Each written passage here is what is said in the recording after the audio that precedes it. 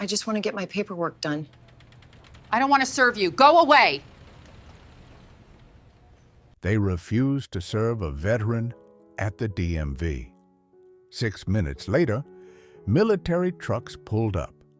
Outside, the harsh fluorescent lights of the California Department of Motor Vehicles office in Riverside cast an unforgiving glare across the crowded waiting room as 62-year-old Colonel retired Maria Santos approached the service counter.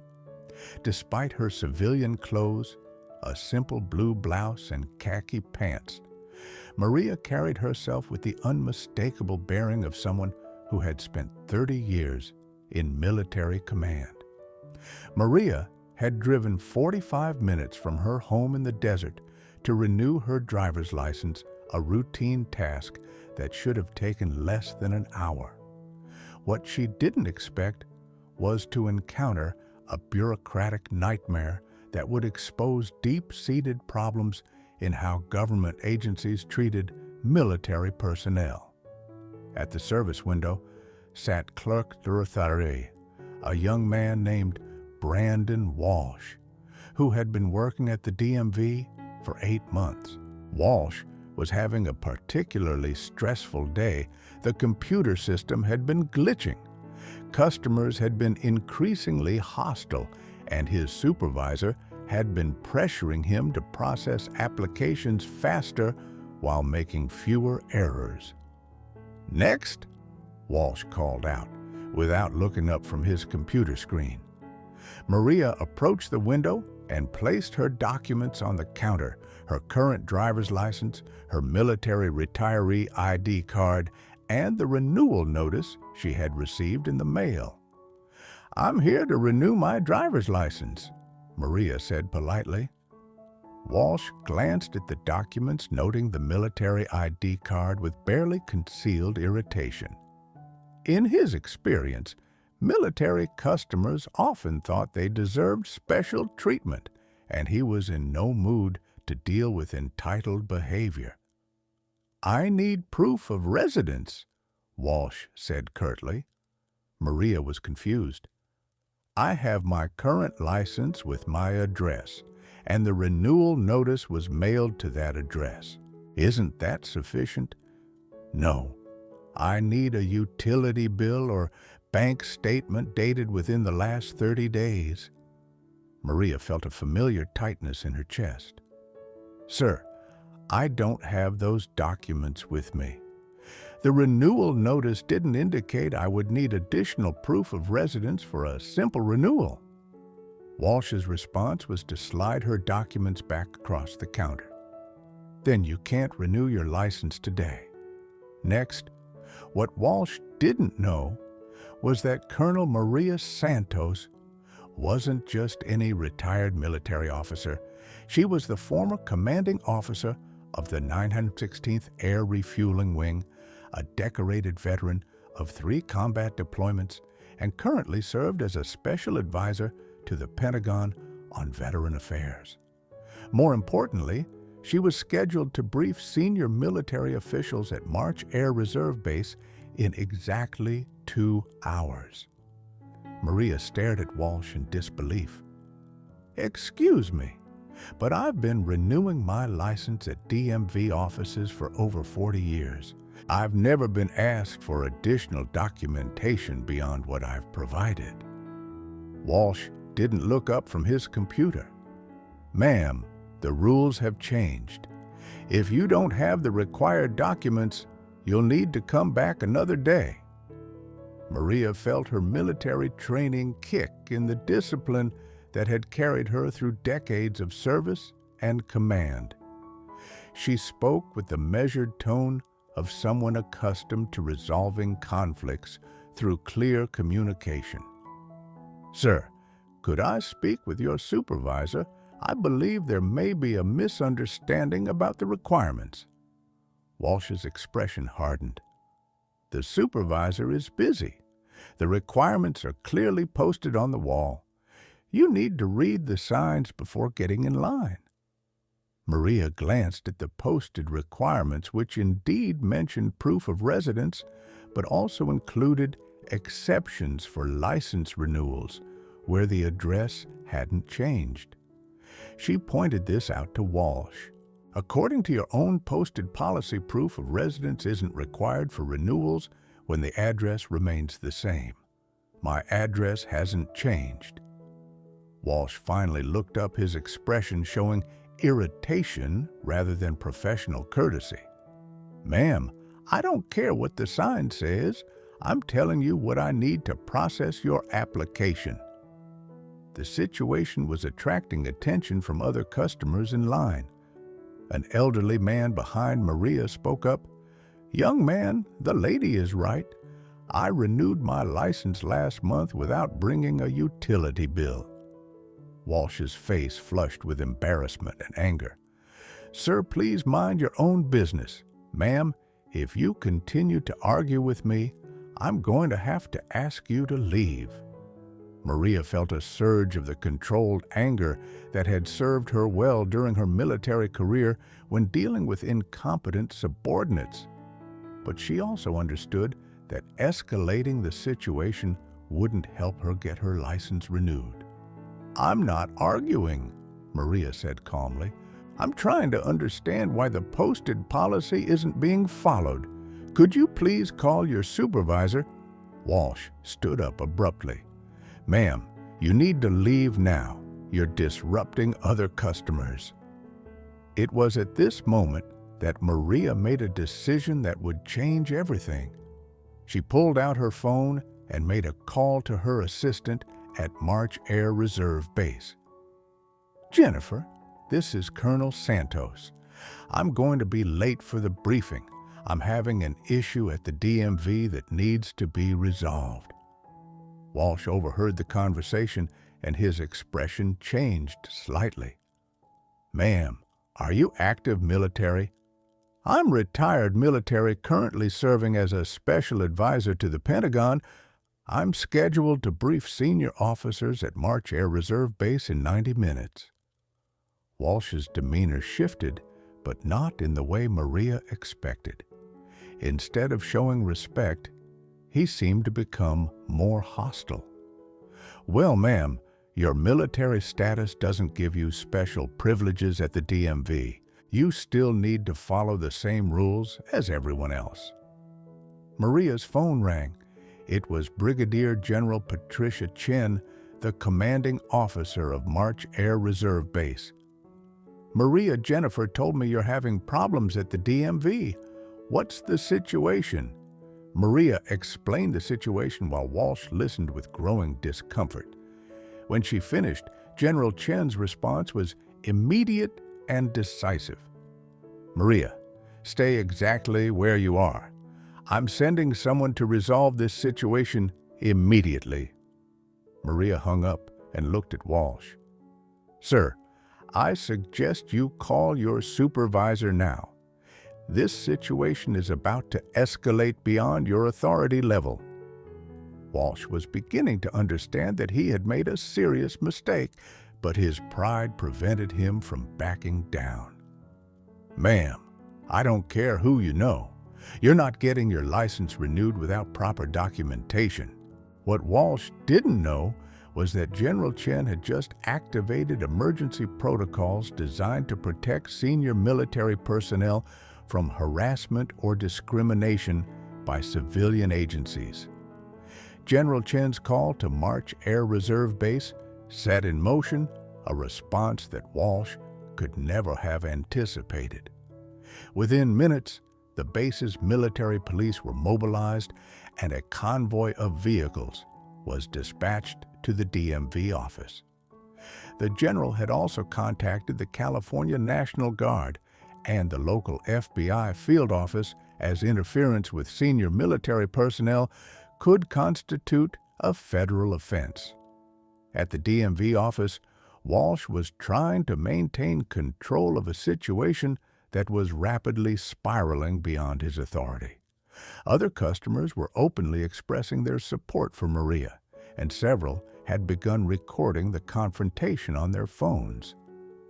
Ma'am, said Mrs. Rodriguez, an elderly woman in line, I've been coming to this DMV for 20 years, and I've never seen anyone treated so rudely.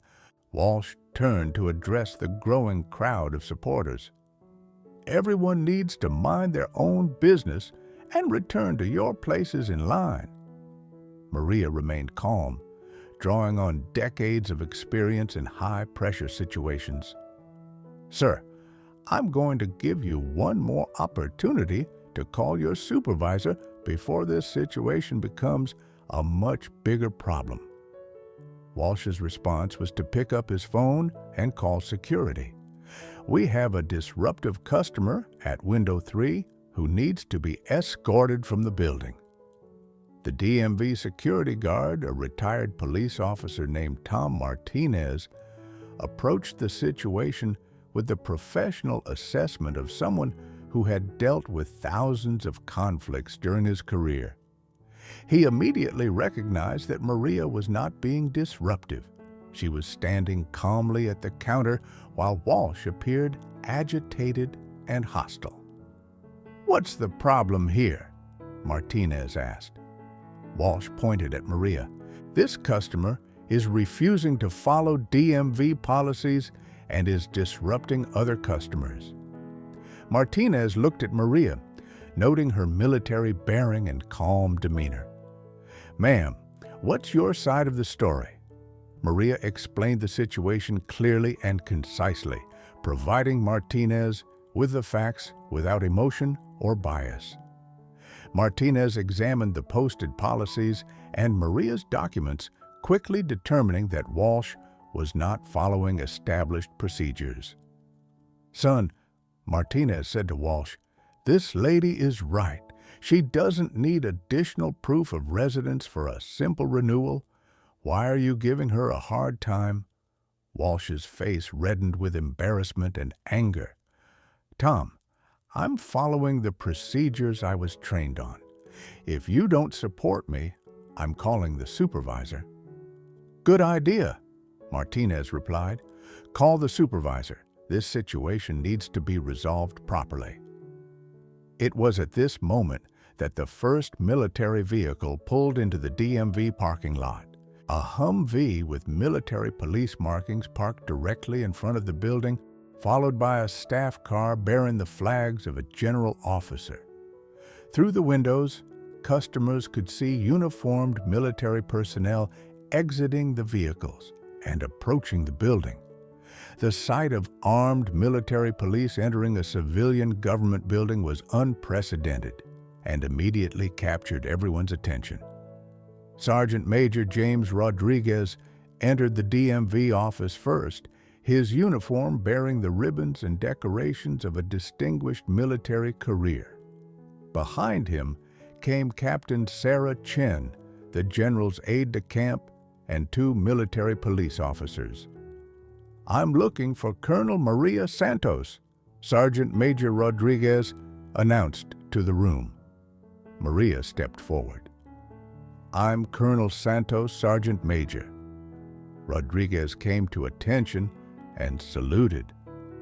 "Ma'am, General Chen sends her compliments and asked me to ensure that you receive proper assistance."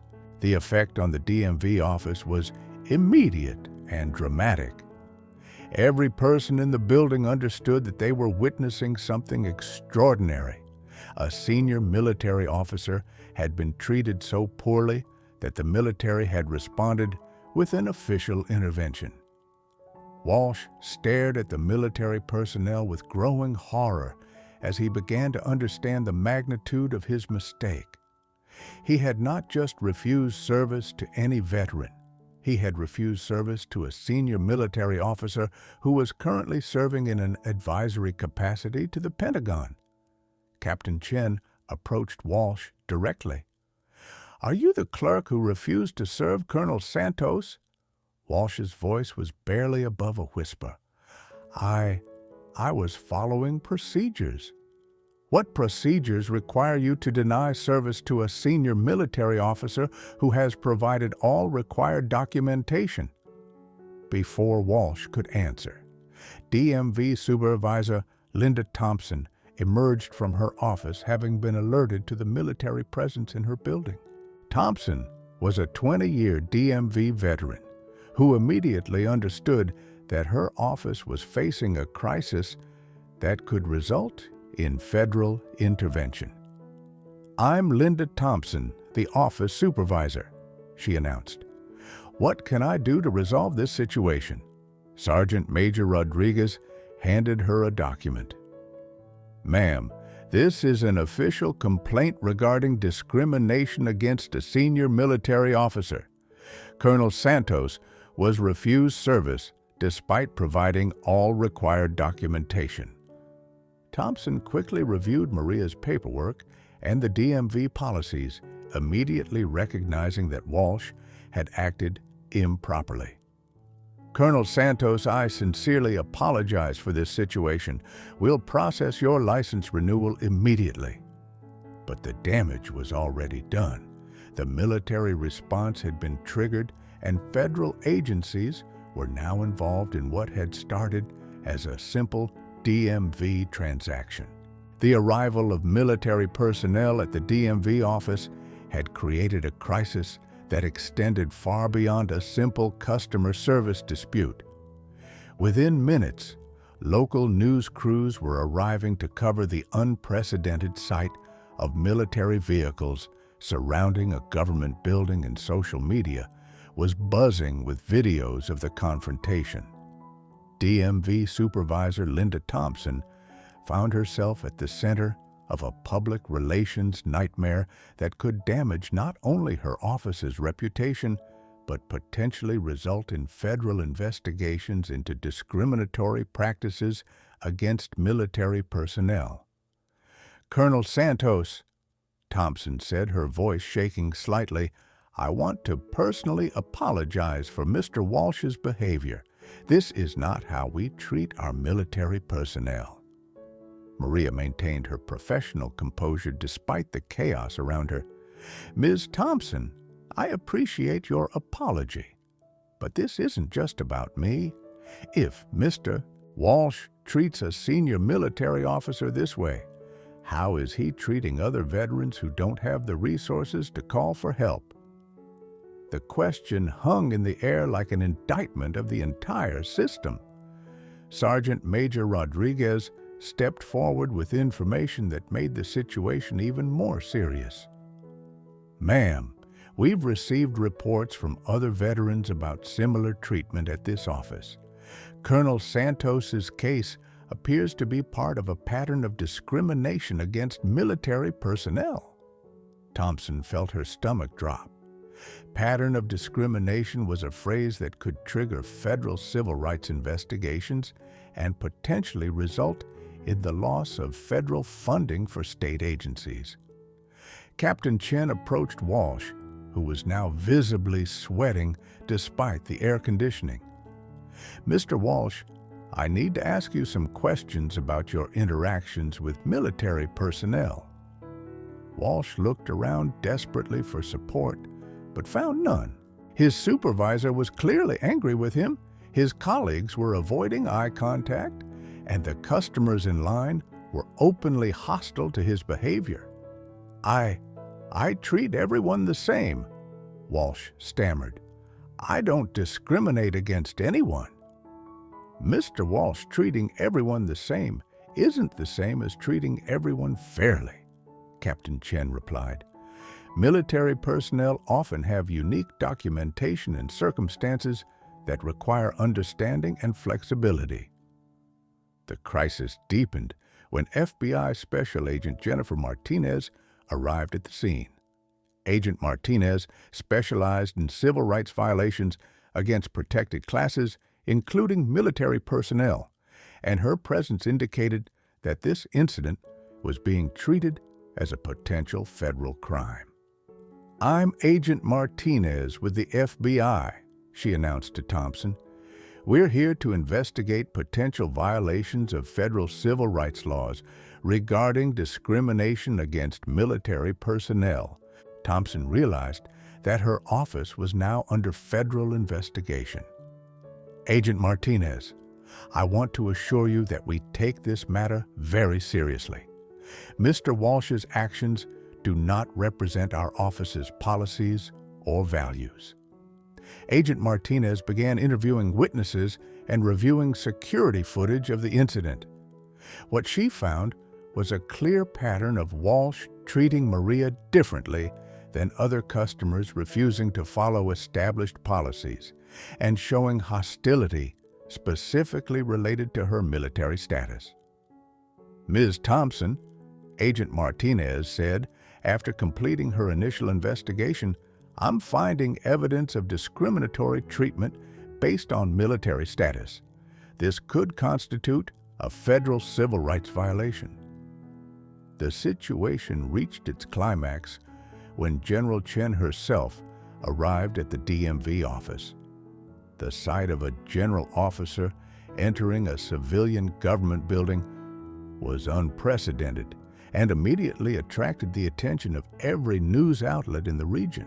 "Colonel Santos," General Chen said as she approached Maria, "I apologize that you've had to endure this treatment. This is exactly the kind of discrimination that our veterans face every day." General Chen then addressed the assembled crowd, media, and DMV staff. "Ladies and gentlemen, what happened here today is unacceptable. Colonel Santos is a decorated veteran who has served this country with distinction for 30 years. She deserves better than this." The general's presence transformed the incident from a local customer service dispute into a national story about how veterans are treated by government agencies. News crews were broadcasting live from the scene, and the story was trending on social media platforms across the country. Walsh, realizing that his career was over and that he was facing potential federal charges, finally broke down. "I'm sorry," he said to Maria. "I didn't understand who you were or what you've done for this country." Maria looked at the young man with a mixture of disappointment and compassion. "Mr. Walsh, this isn't about who I am or what I've done. This is about treating all veterans and all citizens with basic dignity and respect." General Chen made an announcement that would ensure this incident had lasting impact. "We will be working with federal agencies to review policies and training at all DMV offices to ensure that military personnel receive the respect and service they deserve." The federal response to the DMV incident reached its climax when Secretary of Veterans Affairs Patricia Rodriguez arrived at the scene, accompanied by a delegation from the Department of Justice's Civil Rights Division. The Secretary's presence indicated that this local incident had become a national priority for the federal government. "Colonel Santos," Secretary Rodriguez said as she approached Maria, "I'm here to personally apologize for the treatment you received today. This kind of discrimination against our veterans is completely unacceptable." Maria, despite the chaos surrounding her, maintained her professional bearing. "Madam Secretary, I appreciate your response, but I want to ensure that this incident leads to systemic changes that help all veterans, not just senior officers." The Secretary nodded approvingly. "Colonel, that's exactly why we're here.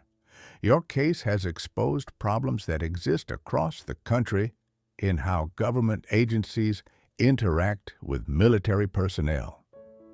Meanwhile, DMV Supervisor Thompson was meeting with federal investigators to discuss the broader implications of the incident. Agent Martinez had discovered that Walsh's discriminatory behavior was not isolated. Several other veterans had filed complaints about similar treatment at the same office. "Ms. Thompson," Agent Martinez explained, "we've identified at least 12 other incidents where military personnel were treated differently than civilian customers. This suggests a systemic problem rather than an isolated incident." Thompson was devastated by the revelation. "Agent Martinez, I had no idea this was happening. We've never received formal complaints about discrimination." "That's part of the problem," Agent Martinez replied. "Many veterans don't know how to file complaints, or they assume that poor treatment is normal. They often just accept discrimination rather than fighting it." The climax of the federal response came when Secretary Rodriguez announced the creation of new federal guidelines for all state agencies that interact with military personnel. The announcement was made from the steps of the DMV office, with Maria standing beside her. "Today, we're announcing the Veterans Dignity Act," Secretary Rodriguez declared to the assembled media. "This legislation will require all state and local agencies that receive federal funding to implement specific training and policies for serving military personnel. The proposed legislation would require government employees to receive annual training on military culture, veteran issues, and the unique documentation that military personnel often carry. It would also establish federal oversight of agencies with patterns of discrimination against veterans." General Chen stepped forward to announce the military's response. "The Department of Defense will be working with every state to ensure that our veterans receive the respect and service they deserve. We will not tolerate discrimination against those who have served our country." The most powerful moment came when Maria herself addressed the crowd and media. Despite being the victim of discrimination, she spoke with the grace and leadership that had defined her military career. "Today's incident isn't really about me," Maria said. "It's about the thousands of veterans who face discrimination every day, but don't have the resources or connections to fight back. We need to create systems that protect all veterans, not just those with stars on their shoulders." Maria's words resonated with veterans across the country who had experienced similar treatment, but had never spoken up. Social media was flooded with stories from veterans who had been discriminated against by government agencies, creating a national conversation about how America treats its military personnel. The immediate consequences for Walsh were severe. He was terminated from his position and faced potential federal civil rights charges. But more importantly, his case became a catalyst for comprehensive reform of how government agencies train their employees to interact with military personnel.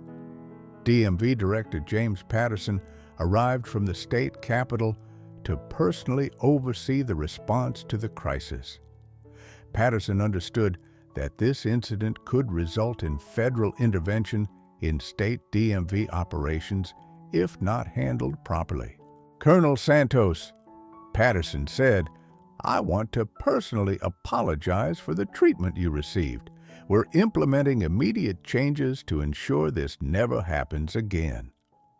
The changes included mandatory training for all DMV employees on military culture and documentation new policies for handling veteran-specific issues and the establishment of veteran liaison positions at major DMV offices. The climax reached its peak when President Harrison called Maria personally to apologize for the incident and to announce his support for the Veterans Dignity Act. "Colonel Santos," the president said during the call, which was broadcast live, "what happened to you today is a disgrace.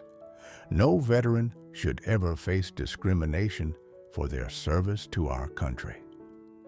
The president's call transformed the incident from a regional story into a national moment of reckoning about how America treats its veterans.